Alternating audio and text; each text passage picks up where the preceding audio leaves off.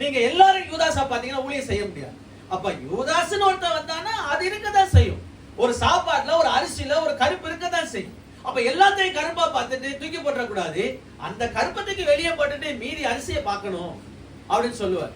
அதே மாதிரி நாம் ஏன் மற்றவரிடத்துல இன்னும் அன்பு கூற முடியவில்லை, நேசிக்க முடியவில்லை அப்படின்னா, நம்ம எங்கேயோ ஒரு ஆள்கிட்ட அடி வாங்கினதுனால முழு சமுதாயத்தையுமே தவறாக எண்ணி இருக்கோம். இல்லையா?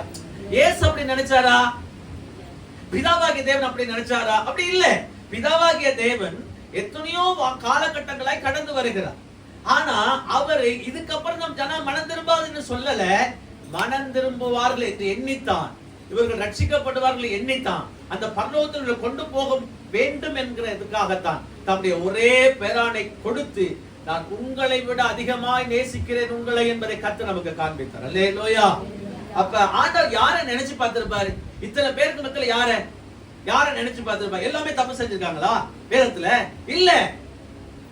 அப்ப யார நினைச்சிருப்பாரு? ஏனோக்கு என்கிற ஒருவன் இருந்தான், அவன் இந்த நிதத்துக்கு ஏற்றவனா இருந்தான். அல்லேலூயா. அப்ப இந்த கூட்டத்துக்குள்ள இந்த பூமியில ஏனோக்கு மாதிரி நிறைய பேர் இருக்கிறான்.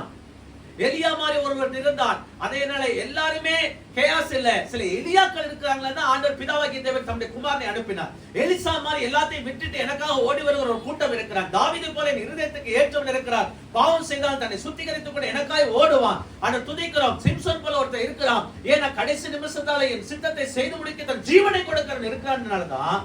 பிதாவாகிய தேவன் தம்முடைய குமாரனை கொடுத்து இவ்வளவாய் உலகத்தில் அன்பு கூர்ந்தார். அல்லேலூயா. அப்ப நாமளும் இந்த உலகத்துல போகணும்னா இயேசுவை போல பரிபூர்ண அடையனா, எல்லாருமே துரோகியா, எல்லாருமே ஆண்டவரை வஞ்சிக்கிறவனா, எல்லாருமே பலவீனம் உள்ளவனா, எல்லாருமே நம்மளை திருடனா பார்த்துக்கிட்டே இருந்தோம்னா மற்றவன் திருந்துறானவளையே நம்ம திருந்த மாட்டோம். அப்ப சில நேரத்துல இடரலும் கசப்புகளும் நம்முடைய வாழ்க்கையில வரத்தான் செய்யும்.